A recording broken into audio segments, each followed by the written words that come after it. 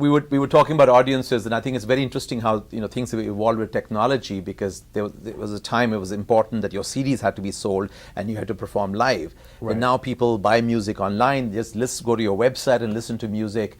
Not just tracking audience, but do you have a good sense of like what the audience composition and mix is now?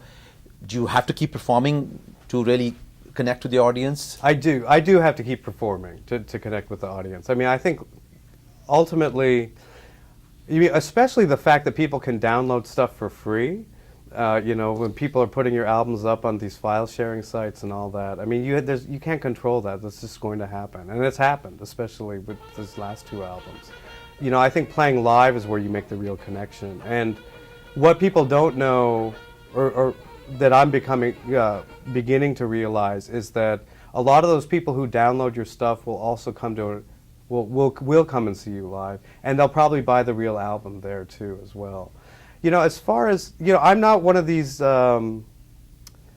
It's not that I'm not internet savvy. I just only have so many hours in a day. I'm not on Facebook. I don't have a Twitter page. I do have a MySpace page, and that's a good way of kind of seeing where people are listening to your music. And I feel like it's equally in the U.S. as much as it is in Europe. And I think actually, and in India as well. I'll be surprised. I've become surprised how many people friend you from India, and and are very interested, especially younger people.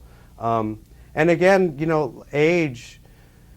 There was a big volley in the press between the Wall Street Journal and the New York Times about jazz being dead and the audience dying off, and NEA did some big survey and decided that jazz audiences have fallen off and the median age is 48 or 50 or something. But really, for my music, that's not true. And I think it is because I'm kind of defining what I do outside of the norms of what jazz is, and just hoping that it is just good, interesting music that can reach a lot of people. So I do see the internet as an important tool. I have yet to fully capitalize on it, and hopefully I can get some help with that, because there's so many places you can put your stuff and reach a whole other crowd of college kids maybe that you haven't reached. And, but it is interesting, and it's fun to see who's out there.